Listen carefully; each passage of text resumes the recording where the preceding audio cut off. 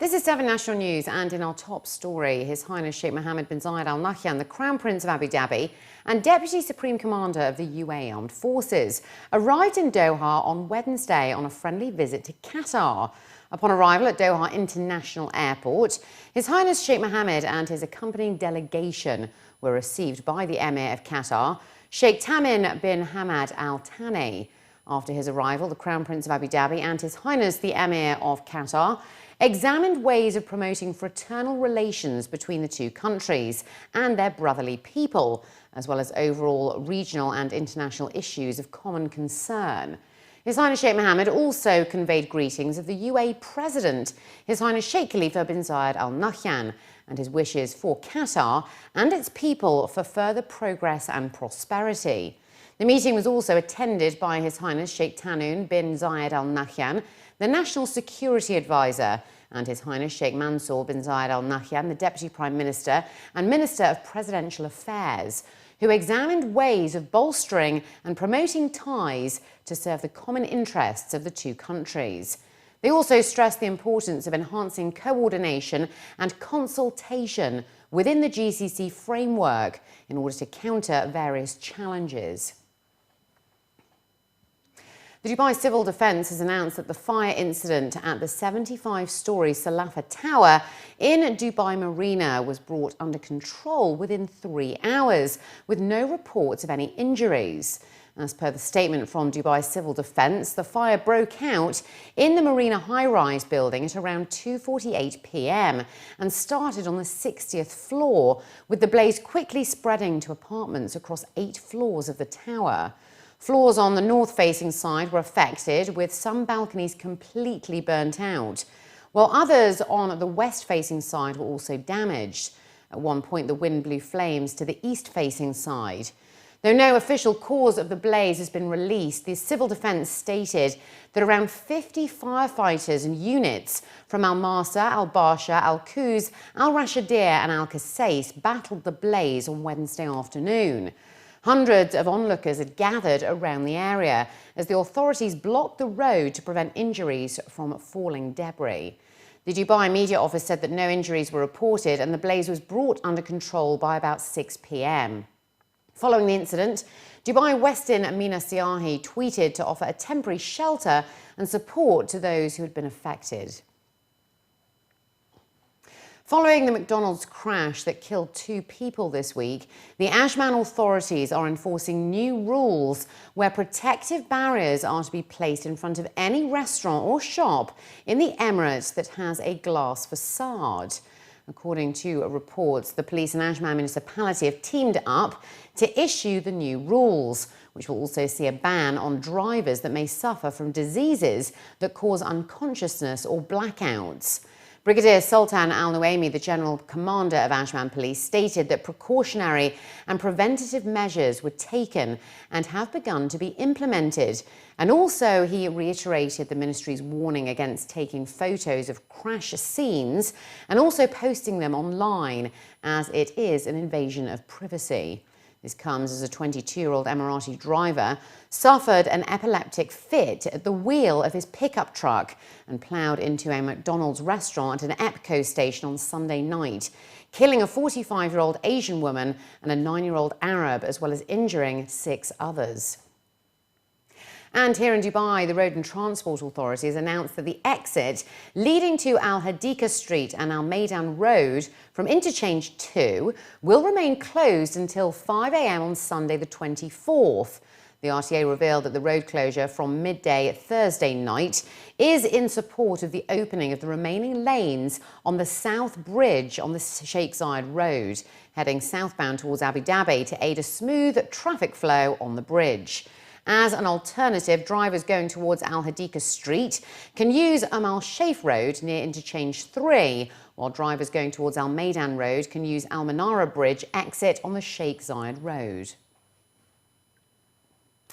Asthma attacks have been on the rise this week, with as many as 20% more patients visiting clinics for treatment or being admitted to hospital.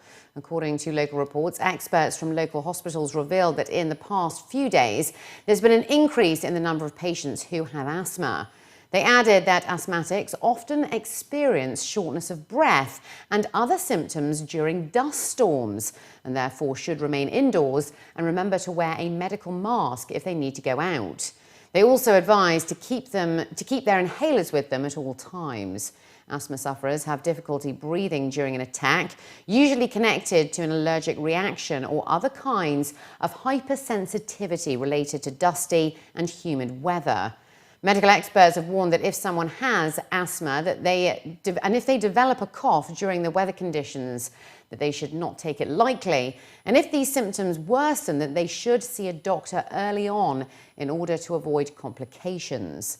It was also advised that if the weather is too hot and humid, that people should avoid making the air conditioning very cold in order to allow a change in body temperature to happen gradually.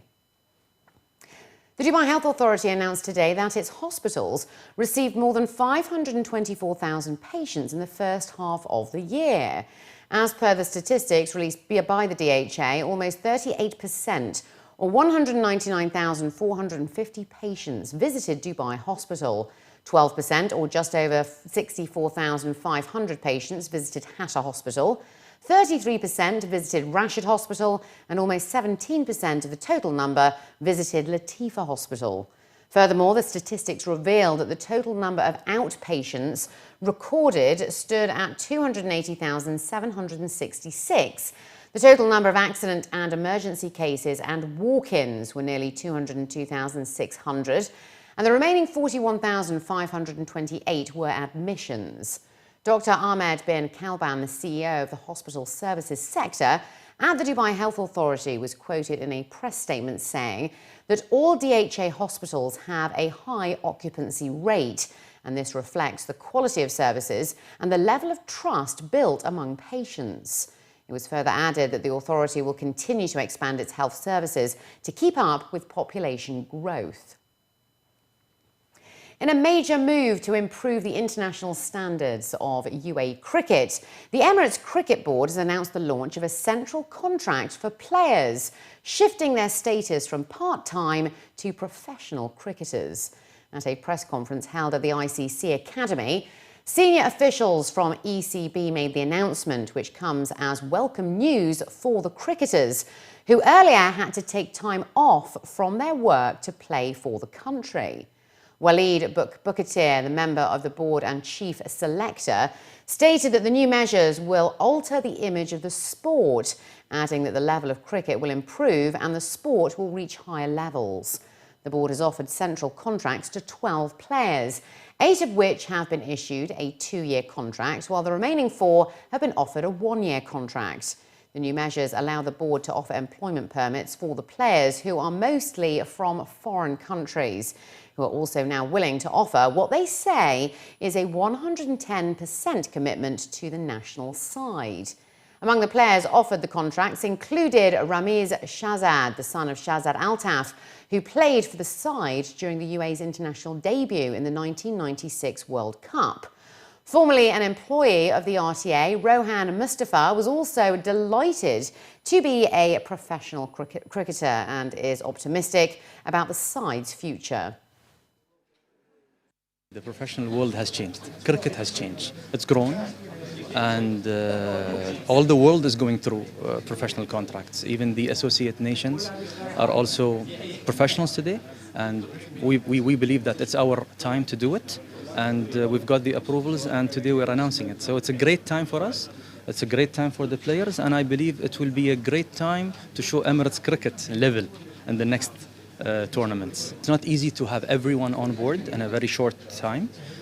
We are working on it in phases, and more are about to come, and more contracts will be announced in the future. The only difference between the 2-year and the 1-year, the 2-year is a full-time contracted players with the board, and the 1-year is a part-time, which how our situation was in the past. But now it's been more organized, and their duties are very much the same. The only difference is it's a full-time and a part-time. It actually feels amazing because me as a kid, everyone like Rohan and me, we've been kids here and playing cricket since I don't even remember. And I played for the UAE back then in 2007, and quite a few players that I played with are gone now, and all the faces are new, and we didn't have anything like a contract or anything. So now I think with the contracts coming in, and we've been like full-time cricketer, we're going to be working hard, and now we don't have any excuses. And I think our aim should be to be the best in the associate level at the moment, to be a bit realistic, and then move on from there and like do really well in the upcoming tournaments and win everything. Before I was doing job in RTA, so it was very tough job. I have to get early in the morning and finish it by 2 and 3. So go back home and change your clothes and come again for the nets. It was quite hard for us, and but even we have a Khurram Khan who was a person in Emirates. So it was quite hard to gel all players. We get together, deciding what I have to do, what we are doing in other cities. So now I think we have 8 players who are coming for practicing every day. So we usually talk to each other that what to do, what to know. So we get idea from everyone. So it's very good for us. See, it depends on a person. You have to work hard. Even you have to perform for UAE to qualify again for ODI status and World Cup. So now they will will get again a contract.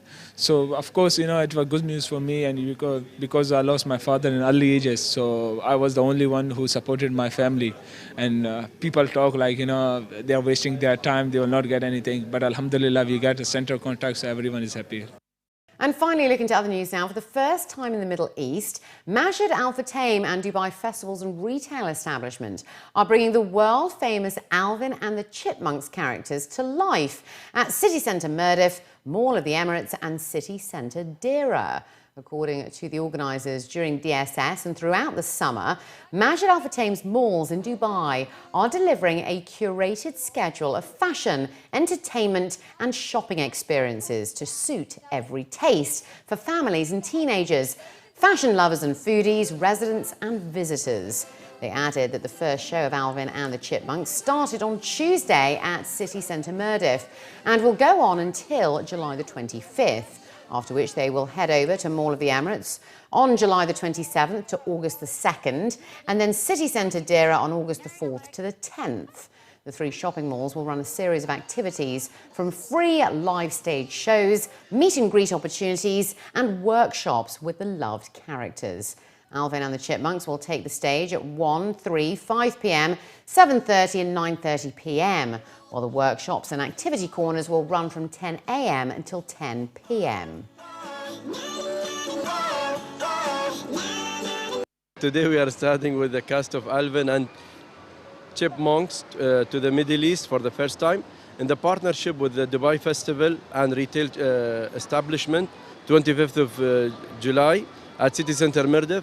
Then it will go to the Mall of the Emirates on July 27th till August 2nd, and City Centre Deira on August 4 till 10th. The 3 shopping malls will run a series of activities from free live stage shows, meet and greet and workshop with loved characters. Hi, I'm Jamie. And I'm Naomi. And we're doing the Alvin and the Chipmunks show here in the City Centre Mirdif Mall for the next week. Yeah, this is our first time in Dubai, so it's really exciting. And we're just really excited to be here, really. Going to do the show, and we're doing it 5 times a day. So obviously we want everyone to come down and watch. Yeah, it's at 1, 3, 5, 7:30 and 9:30. Yeah.